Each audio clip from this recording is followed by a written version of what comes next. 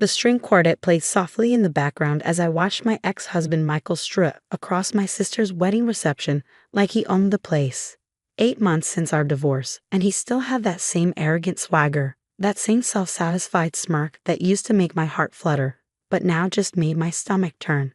My name is Catherine Wells, and at 35, I was watching the man who betrayed me flaunt his new engagement ring while secretly planning to use my inheritance to fund his wedding.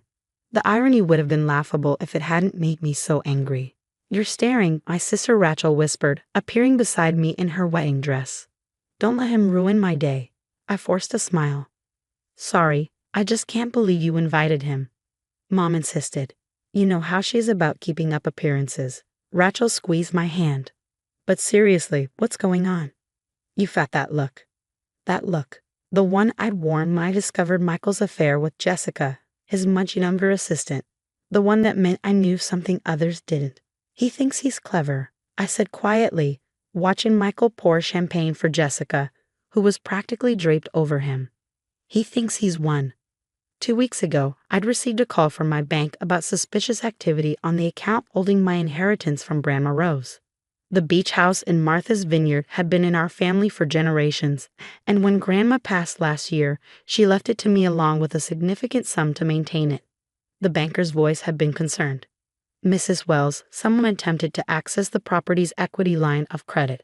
We blocked it since you're the sole owner, but I thought you should know." I knew immediately who was behind it. Michael had always coveted that house, always talked about what he'd do with it if it were his. During our marriage, he tried repeatedly to convince me to add his name to the deed. "It's just practical," he'd say. "What if something happens to you?" But Grandma Rose had been explicit in her will. The house was mine alone, never to be included in any marital assets. She'd seen something in Michael that I'd been too blind to notice. Now, watching him whisper something in Jessica's ear that made her giggle, I thought about the documentation I'd gathered. The traced attempts to access my accounts. The forged signatures. The emails I'd recovered showing his plans to use my inheritance to fund his dream wedding to Jessica. He thought he was being subtle. But subtlety had never been Michael's strong suit. That's how I'd caught him with Jessica in the first place. Lipstick on his collar like some cliché from a bad movie. "Katie." His voice boomed across the reception hall, making me wince. Only he had ever called me Katie, even after I'd asked him not to. "Come meet some people." I plastered on my best society smile and walked over. Michael stood with Jessica and an older couple I didn't recognize. "Mr. and Mrs. Davidson, this is my ex-wife, Katie," he said, emphasizing the X with obvious satisfaction. "She's the bride's sister." "Lovely to meet you," Mrs. Davidson said, though her eyes held that mixture of pity and curiosity that divorced women often face at social events. "Katie here just inherited a beautiful beach house," Michael continued, his voice dripping with false casualness. "Perfect for a summer wedding, wouldn't you say, Jess?" Jessica giggled, flashing her enormous engagement ring.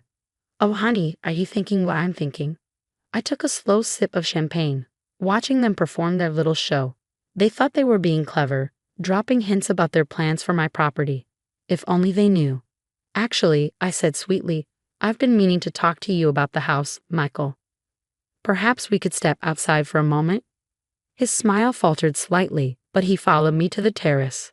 The October air was crisp, carrying the scent of fallen leaves and impending winter. "What's this about?" he asked, his tone less confident now that we were alone. I pulled my phone from my clutch and pulled up the bank statement. "Would you like to explain why you tried to access my equity line of credit?" His face darkened.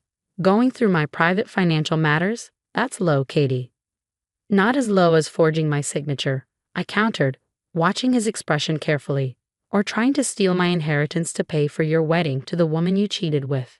He laughed, but there was an edge to it. "Steal?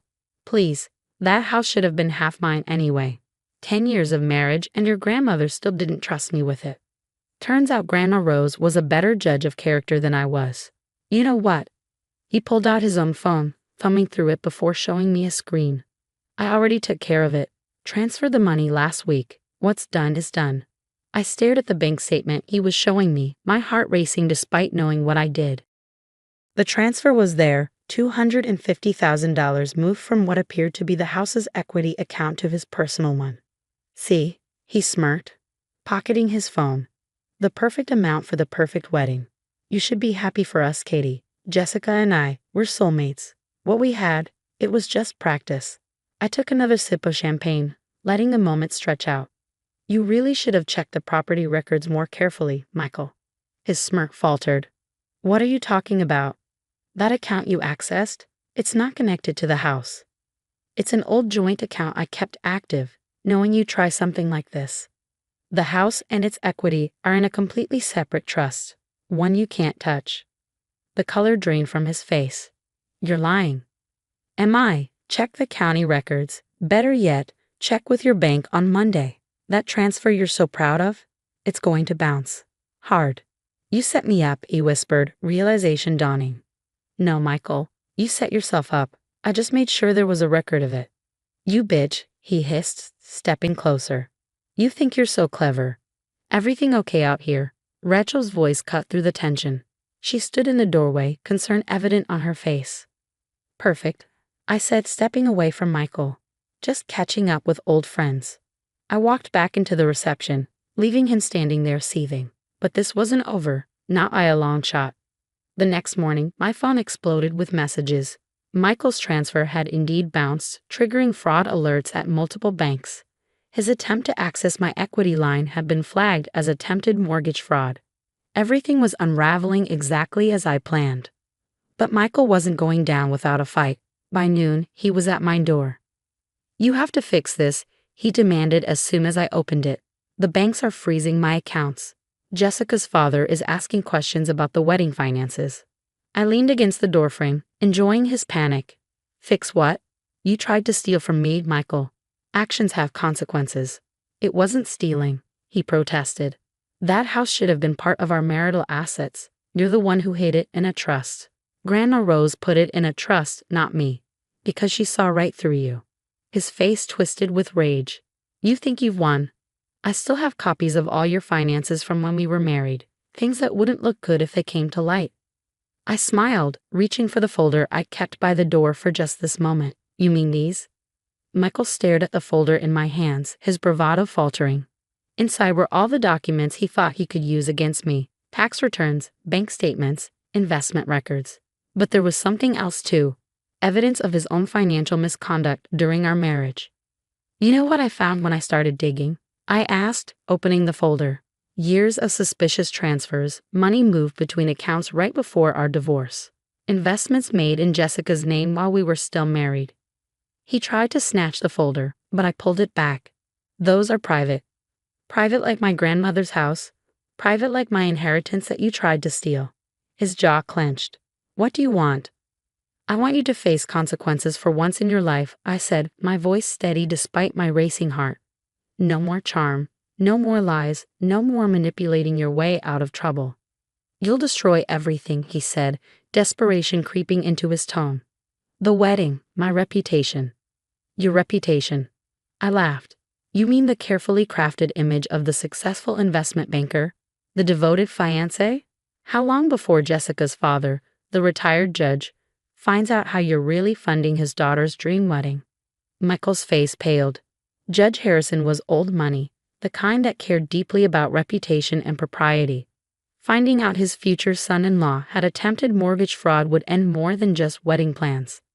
Catherine, please, he said, using my full name for the first time in years. We can work something out.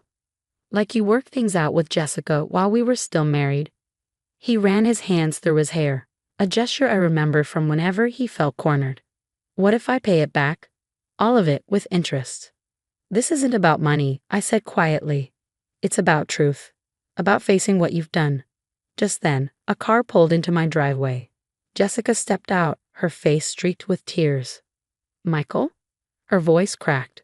Why are the caterers calling me about bounced checks? Why is Daddy asking about fraud alerts? I almost felt sorry for her. Almost. Perfect timing, I said, holding up the folder. We were just discussing your wedding finances.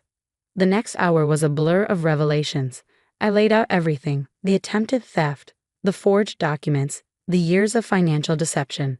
Jessica's face went from confusion to horror to rage. You told me the money was from your investments, she whispered, staring at Michael. You said you've been saving for years. Baby, I can explain. Explain what? She cut him off.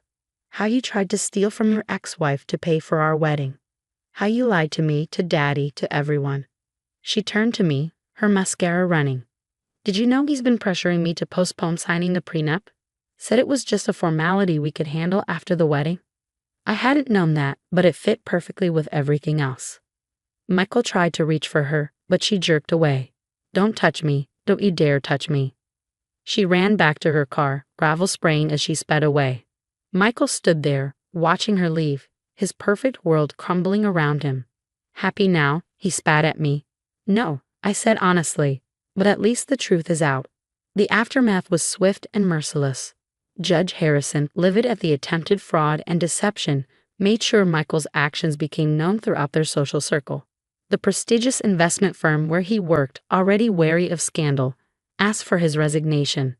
Jessica returned the engagement ring via courier, along with a letter from her father's lawyer warning Michael to stay away from his daughter. But the real consequences came from the banking regulators. My careful documentation of Michael's attempted fraud triggered investigations into his professional dealings. Years of questionable transactions came to light. A week after everything exploded, Rachel called me. Have you seen the news? She asked without preamble. I pulled up the local business journal's website. There it was. Prominent banker under investigation for fraud and financial misconduct. Are you okay? Rachel's voice was soft with concern. I thought about it for a moment. Was I okay? The man I'd once loved, who I'd built a life with, was facing criminal charges. His reputation was destroyed, his future uncertain. I'm better than okay, I realized. I'm free. The beach house stood exactly as Grandma Rose had left it, weathered shingles and worn floorboards holding decades of family memories. I spent a weekend there, walking the familiar rooms, remembering summers spent listening to her stories. Never let anyone take what's yours, she used to say, looking out at the ocean. Not your property, not your dignity, not your truth. I finally understood what she meant. Spring came, bringing with it renewal and change. Michael pleaded guilty to reduced charges, accepting a sentence that included restitution and probation. Jessica married a junior partner at her father's law firm. Life moved on. I hired contractors to restore the beach house, updating it while preserving its character. As I oversaw the renovations, I thought about legacies, not just of property, but of strength and wisdom. One evening, sorting through old papers in Grandma's study, I found a letter she'd written to me before she died. My dearest Catherine, if you're reading this, you've probably already discovered why I put the house in a trust. I saw in Michael what you couldn't or wouldn't see. A man who measured his worth by what he owned, who saw relationships as transactions. But you, my darling girl, you've always been stronger than you knew, strong enough to face hard truths, to stand up for yourself, to rebuild when necessary. This house isn't just walls and windows. It's proof that some things can't be bought or stolen. They have to be earned, cherished, protected. Take care of it and let it take care of you. All my love, Grandma Rose. I wiped away tears, folding the letter carefully. She had known, maybe not the specifics, but she had known what might come. That summer, I hosted a family reunion at the beach house. Rachel brought her new baby, cousins flew in from across the country, and for the first time in years, the old rooms rang with laughter and love. Standing on the porch watching the sunset, Rachel joined me with her sleeping daughter in her arms. You did the right thing, she said quietly, exposing Michael, protecting what's yours. Grandma would be proud. I smiled, thinking of the letter upstairs. She already was. The waves crashed against the shore, constant and unchanging. Like the truth, I thought. You can try to hide it, deny it, run from it, but eventually it finds its way to the surface. Michael had tried to take what wasn't his, thinking money and charm could buy anything. But some things, integrity, justice, self-respect, those have to be earned. And once you find them, you have to protect them, just like Grandma Rose protected this house for me. My phone buzzed. A text from my lawyer confirming the last of Michael's restitution payments had been processed. I deleted it without responding. That chapter was closed. The sun dipped below the horizon, painting the sky in shades of pink and gold. Inside, I could hear my family's voices, the next generation making memories in these old rooms.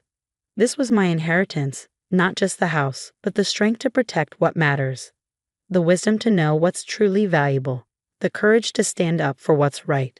And that, I realized, was worth more than anything Michael had ever tried to steal.